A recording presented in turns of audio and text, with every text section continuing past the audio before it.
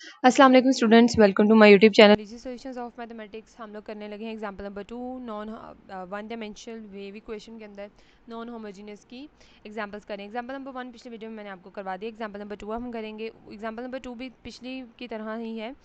यहाँ पे पिछली दफ़ा एज था, लेकिन यहाँ पे इस दफ़ा प्लस एक्स स्क्वायर प्लस हो रहा है। पिछली दफ़ा कांस्टेंट था, इस दफ़ा वेरिएबल। तकरीबन इसका सोल्यूशन सेम ही होगा। इस एक वैल्यू की वजह से ये इक्वेशन जो है वो नॉन होमोजीनियस हो रही है। अदरवाइज डबल टी का यू का डबल टी के रिस्पेक्ट से डेरिवेटिव है, और फिर यू का ही डबल एक्स जो है यानी विद रिस्पेक्ट टू एक्स जो है वो डबल डेरिवेटिव है। अब नेक्स्ट अब हम इसको फर्दर जो है वो सॉल्व करेंगे, और दो ही इनिशियल कंडीशंस हैं और दो ही हमारे पास बाउंड्री कंडीशंस हैं। अब सेम उसी तरह से इसको हम सॉल्व करेंगे। U of x t is equal to एक हमें होमोजीनियस और एक नॉन होमोजीनियस पार्ट लेंगे। होमोजीनियस पार्ट ये है, non homogeneous part will be the solution in given. अच्छा जी, अब हमने जो इक्वेशन दी हुई है उसके अंदर अब हम लोगों ने u की जगह पे v प्लस डब्ल्यू को पुट कर लिया, सी स्क्वायर। इसी तरह से यहाँ पे v प्लस डब्ल्यू और एक्स स्क्वायर आ गया हमारे पास। अब हम इनके ऊपर अलग अलग पार्शियल डेरिवेट जो है ना वो अलग अलग कर लेंगे जी। अलग अलग कर लिए। यहाँ पे सी स्क्वायर भी साथ साथ ही चल रहा है। इसी तरह से हमारा जो v है वो x का डेरिवेटिव है, तो ये हमारा जो है वो अप्रोच कर गया ज़ीरो को। ये ख़त्म, ये चीज़ आ गई। इसी तरह से जो v है पिछली वीडियो की तरह v जो है वो x का डेरिवेटिव है, और इसका डेरिवेटिव भी विद x का फंक्शन है। v x का फंक्शन है, उसका डेरिवेटिव भी विद रिस्पेक्ट टू x है, तो हम इसको डायरेक्ट डेरिवेटिव में चेंज करेंगे। इसी तरह से हम इसको उठा के इधर ले आएंगे और ये इधर ही रह जाएगी। इस तरह से जो वो जो डेरिवेटिव वाली वैल्यू है उसको हम एक्स स्क्वायर के इक्वल कर देंगे। बाकी दोनों को उठा के हम इस तरह से सिंपल लिख देंगे। जीरो इसको वन के लिए, इसको टू, पहले इसको सॉल्व करेंगे देन इसको सॉल्व करेंगे। From equation number 1 c square d square v over d x square is equal to minus x square. अच्छा जी, अब हम लोगों ने पिछली जो एग्जांपल की थी ना, हम लोगों ने ये वाला काम स्टार्टिंग में ही कर लिया था, शुरू में, बिल्कुल शुरू में। अगर आप लोग चाहें तो बिल्कुल शुरू में कर सकते हैं, अदरवाइज़ आप लोग यहाँ पे भी कर सकते हैं कि जहाँ पे हम लोगों को इनकी ज़रूरत पड़ सकती है। ये आ गई हमारी वी ऑफ ज़ीरो की एक वैल्यू, ज़ीरो, और एक वी ऑफ एक्स, और एक हमारे पास ये आ गई, और एक हमारे पास ये वाली आ गई, इस तरह से।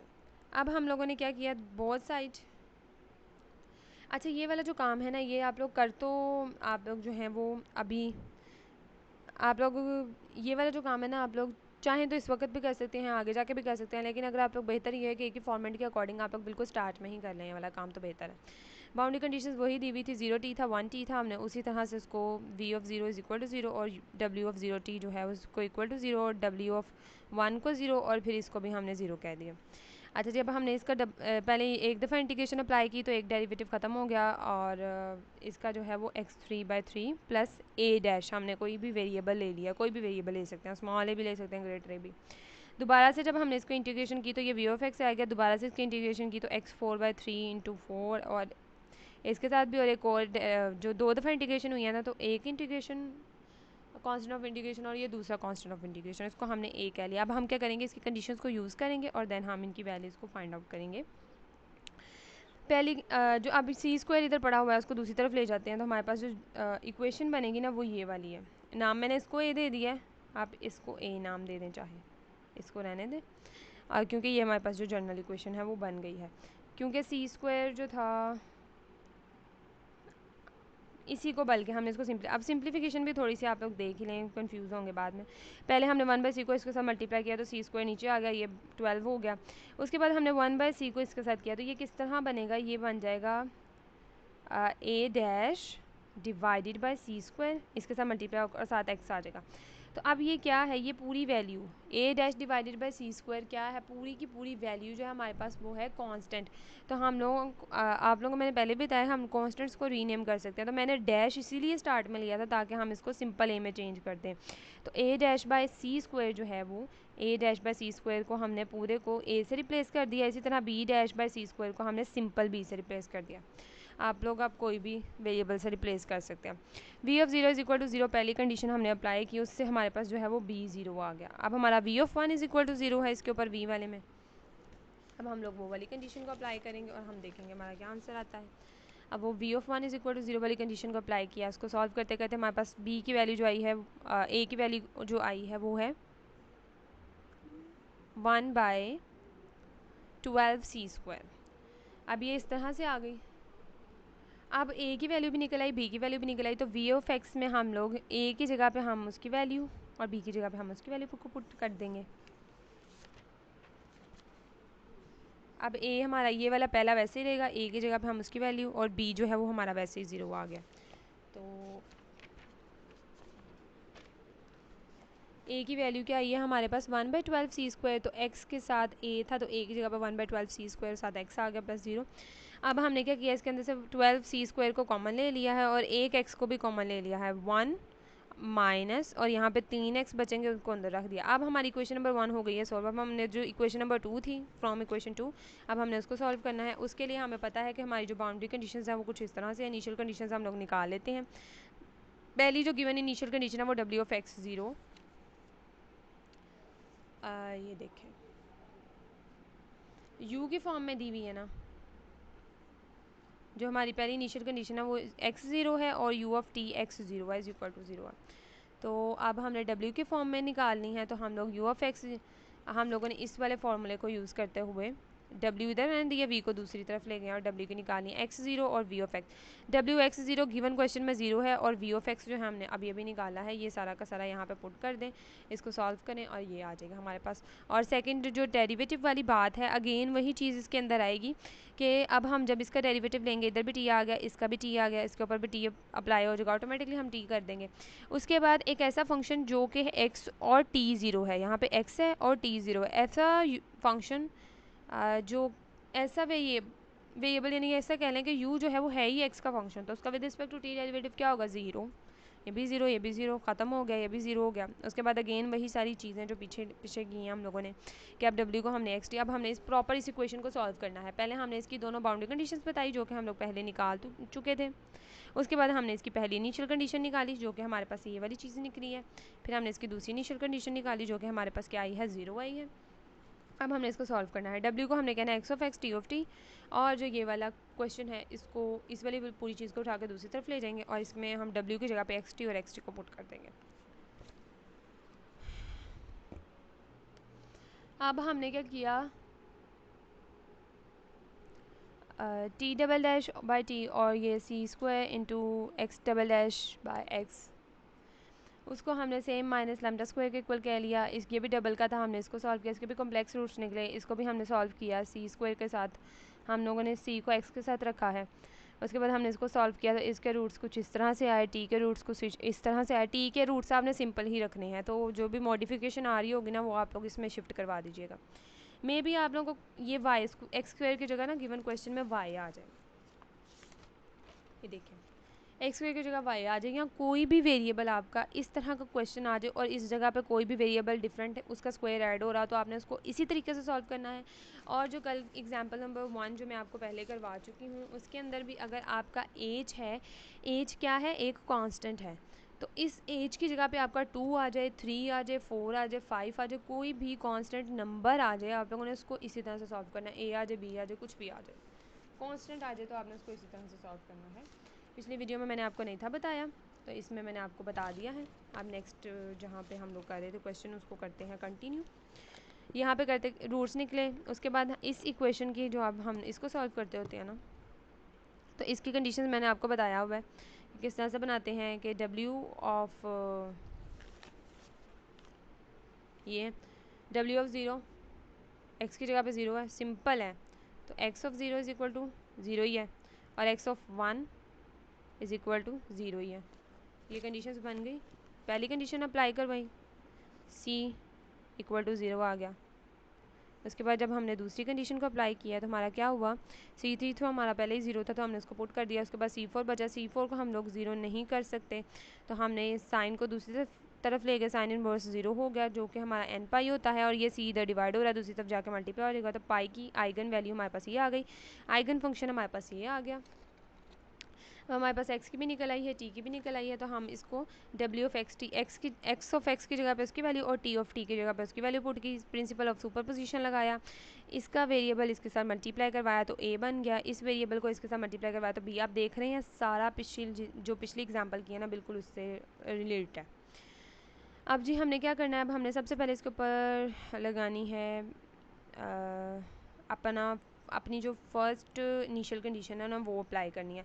तो फर्स्ट इनिशियल कंडीशन देखें, जिस तरह पिछली एग्जांपल में मैंने आप लोगों को कहा था ना कि w ऑफ t, अब जो हमारा w ऑफ x 0 है वो इस पूरी चीज़ के इक्वल आ गया, तो हम इसको लिख लेते हैं w of x0 is equal to f of x. तो एफ ऑफ एक्स हमारा इस पूरी चीज़ के इक्वल है। इसको इतना बड़ा नाम लिखने के बजाय हम लोग एफ ऑफ एक्स भी लिख सकते हैं, जिस तरह पिछले एग्जाम्पल में किया था। और अगर आप लोग चाहें आपने एफ ऑफ एक्स नहीं देना तो पूरा का पूरा लिख दें। तो अब हम इसको फर्दर सॉल्व करके देखते हैं। अब हमने इसके ऊपर वही वाला लगाया 2/a इंटू 0 से a, वो सारा F of x into sine of, यानी फोरियर साइन सीरीज़ लगा दिया। तो हमारे पास अगेन जो वो रेंज है 0 से 1 जा रही है, तो a की वैल्यू 1 है, यहाँ पे भी 1 है, तो 2/1 लिखे कोई फ़र्क नहीं पड़ता। एफ ऑफ एक्स की जगह पे हमने उसकी पूरी वैल्यू उठा के पुट की, sine of lambda by c x d x आ गया। उसके बाद हम लोगों ने क्या किया, जो कांस्टेंट वैल्यूज उनको बाहर निकाली, अंदर इंटीग्रेशन अप्लाई कर दी, उसको सिंप्लीफाई किया, और यहाँ पे x4 और साइन का बन गया और x और साइन का बन गया। अब हमने इसको जो एक x4 साइन का बना था उसको हमने I1 कह लिया, दूसरे को हमने I2 कह लिया। इसको हम अलग अलग सॉल्व करेंगे क्योंकि इस तरह इकट्ठा करने लगे तो बहुत लंबा हो जाएगा। I1 था 0 से 1 x4 sine of lambda by c x d x. इसके हम लोगों ने इसके ऊपर इंटीग्रेशन बाय पार्ट्स लगाई, इसको फर्स्ट कहा, इसको सेकंड कहा। इंटीग्रेशन फर्स्ट वैसे इंटीग्रेशन ऑफ सेकंड बहुत ध्यान से देखनी है आप लोगों ने, बहुत ये इजी है और ये स्टेप बाय स्टेप मुझे समझाने की ज़रूरत भी नहीं है, सिर्फ आपको सोल्यूशन प्रोवाइड कर रही हूँ कि आप लोग अपने हाथ से करेंगे तो अगर कोई मिस्टेक निकले तो आप लोग देख लें। और फर्स्ट वैसे integration of second minus integration of second दोबारा से, और डेरिवेटिव फर्स्ट का डेरिवेटिव क्या आएगा 4, पावर पहले पावर में से कम और पावर के बगैर डेरिवेटिव, तो 4x3 आ गया dx। उसके बाद साथ साथ आप लोगों ने इनकी लिमिट्स भी इनके ऊपर अप्लाई करते जाना है, जिसकी इंटीग्रेशन कंप्लीट उसकी लिमिट्स अप्लाई करें और साथ साथ काम खत्म। तो इसकी लिमिट अप्लाई की यहाँ पे तो 1 आ गया, यहाँ पे भी x की जगह पे 1, तो cos ऑफ लैम्डा बाई सी बचा अंदर, और ये वाला जब ऊपर जाएगा, नीचे फ्रैक्शन में पड़ा हुआ तो ऊपर जाकर सी बाय लैम्डा हो जाएगा, पलट जाएगा। इसी तरह से यहाँ से भी कांस्टेंट वैल्यूज़ बाहर निकालें, 4 को बाहर निकालें और ये वाली चीज़ भी बाहर जाके पलट जाएगी, तो सी बाय लैम्डा 0 से 1 अंदर सिर्फ हमारे पास cos और x3 बच गया। अब cos और x3 है, अगेन इसको 1 कहें, इसको सेकंड कहें, dx अंदर इंटीग्रेशन स्टार्ट कर दें। फर्स्ट वैसे integration of second minus integration of second derivative, first का डेरिवेटिव 3x² आ गया dx।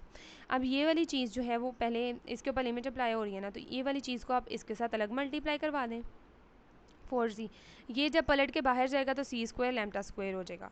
अंदर इसके ऊपर जब हमने लिमिट अप्लाई की तो ये 1 की वजह से साइन लैम्डा रह जाएगा, और जब इसके ऊपर 0 वाली अप्लाई होगी तो x 0 कर देंगे तो ये पूरी वैल्यू 0, तो यहाँ पे -0 आना है, तो जो मैंने लिखा ही नहीं है। उसके बाद इस पूरी वैल्यू को उठा के इधर भी मल्टीप्लाई करवाना है। ब्रैकेट्स का खास ख्याल रखना है, मल्टीप्लिकेशन में बहुत ध्यान करना है आप लोगों ने, क्योंकि अक्सर इसको इसके साथ मल्टीप्लाई करवा देंगे, आगे करवाना ही भूल जाएंगे, हालांकि पूरी ब्रैकेट है, पूरी ब्रैकेट के बाहर ये वैल्यू दी हुई है, अंदर सॉल्व हुआ है, तो ये इससे भी होगा, फिर ये इससे भी होगा। तो आप इसको पहले इसके साथ भी मल्टीप्लाई करवाएं, साथ साथ काम ख़त्म होता जाएगा। उसके बाद 3 4 12, और इसकी भी नीचे वाली लिमिट जब पलट के इसके साथ मल्टीप्लाई होगी तो c² बाय लैम्डा स्क्वायर हो जाएगी। अंदर हमने उसकी वही सेम फर्स्ट और ये सेकंड, तो फर्स्ट वैसे ये सारा सिंपल वैसे लिख लिया हम लोगों ने। इसके अंदर अब इंटीग्रेशन स्टार्ट हो गया, फर्स्ट वैसे इंटीग्रेशन ऑफ सेकंड, और ये सारा करने के बाद यहाँ पे 2x अभी भी बच रहा है x dx। उसके बाद नेक्स्ट अब हम लोगों ने क्या किया,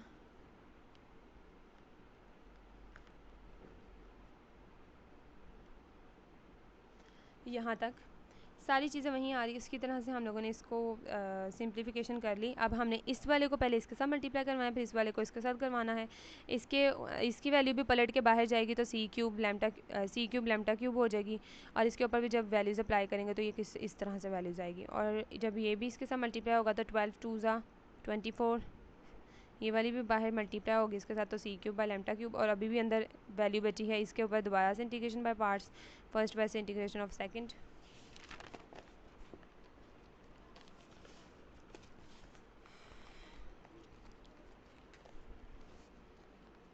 इसके ऊपर कर ली हमने अप्लाई, फर्स्ट वैसे इंटीग्रेशन ऑफ सेकंड। अब हमने क्या किया है, हमने साथ ही साथ लैम्डा की जगह पे उसकी वैल्यू पुट कर दी। लैम्डा की वैल्यू थी n πc, साथ साथ हमने लैम्डा की जगह पे उसकी वैल्यूज़ को पुट करते जा रहे हैं। यहाँ पे भी n πc, यहाँ पे भी n πc, साथ साथ हमने इसको सॉल्व भी कर लिया।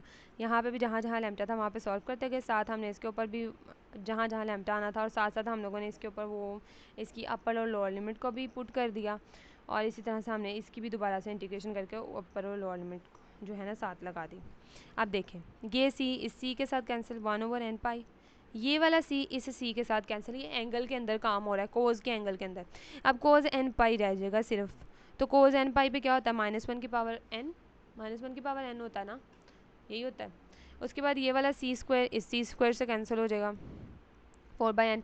अब ये वाला c ये साइन के एंगल के अंदर काम हो रहा है, साइन के एंगल में c से कैंसिल, तो साइन n π पे क्या होता है, 0 हो जाता है, ये तो ख़त्म।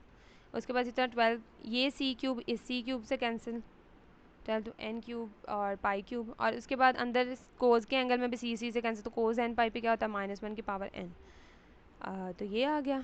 उसके बाद -24 अगेन सेम इसी तरह से इसके एंगल में से ये सी कैंसिल, यहाँ बाहर से सी कैंसिल, ये वाला भी कैंसिल। अब ये वाला एन पाई जब बाहर जाएगा, ये वाला एन पाई ये बाहर आ गया है, तो साइन एन पाई पे 0 होता है -24। अब ये वाली चीज़ इसका सी इससे कैंसिल, इसका सी इससे, इसका सी इससे कैंसिल हो गया। अब ये वाली पलट के इसके साथ होगी तो एन स्क्वायर पाई स्क्वायर। अब इसके ऊपर अपर और लोअर लिमिट भी साथ हम लोगों ने इसके ऊपर अप्लाई कर दी, एन पाई कोज ऑफ 0। अब ये देखें जो 0 हो गई वो 0 कर दी, सिंप्लीफिकेशन करने के बाद कोज ऑफ एन पाई को -1 की पावर एन और कोज 0 पे भी 1 होता है, तो ये हमारे पास आ गई है ए की वैल्यू। अब हमारा I2 था, अब हमने I2 को सेम उन्हीं स्टेप्स पे फर्स्ट और इसको सेकंड कहा, और इसको सॉल्व करते करते करते करते ये देखें हमारा जो आ गया है वो वैल्यू क्या आई है, हमारी वैल्यू आई है ये I2 की, सॉरी वो A2 की वैल्यू नहीं थी जो हमने वो वैल्यू निकाली, वो A की वैल्यू नहीं थी जो मैंने आपको अलग से निकाल के दिखाई है, वो वैल्यू थी I1 की, I1 की वैल्यू थी ये।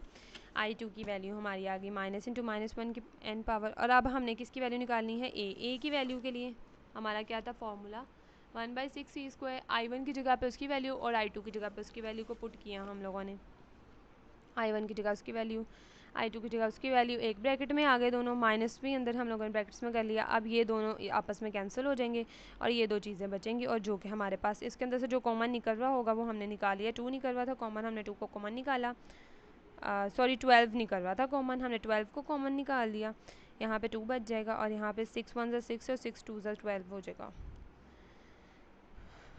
ए की वैल्यू निकल आई है।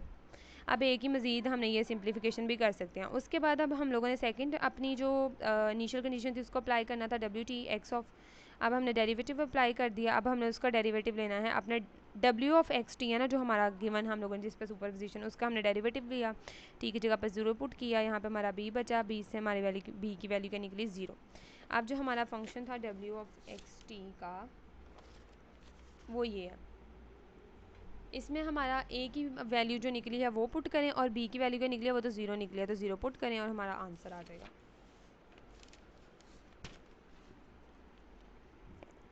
ये मैंने सारा किया हुआ है, a की जगह पर इसकी वैल्यू को पुट किया और कॉज ऑफ लैम्डा t,